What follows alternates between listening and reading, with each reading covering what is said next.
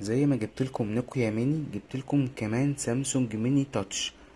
اندرويد، جوجل، يعني واتساب، يعني فيسبوك، يعني يوتيوب، يعني كل الخدمات في موبايل صغير جدا. تاتش رهيب.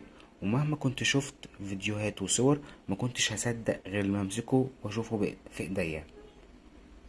حقيقي حجمه جميل جدا، مسكته في الايد حلوة، الاضاءة بتاعته كويسة جدا، شريحتين، كارت ميموري، مساحة داخلية 16، رامات 2 جيجا، في فيسبوك، في واتساب، كل حاجة محتاجها هتلاقيها موجودة فيه في حجم صغير. يعني لو انت خايف على موبايلك تمشي بيه عشان ما يضيعش او يتكسر، فمعاك الموبايل الميني دوت تقدر تستخدمه برا البيت. كارت ميموري و2 شريحة، شبكة قوية جدا، وكمان في كاميرا امامية وكاميرا خلفية، ومدخل شحن تايب سي. ما تنساش تعمل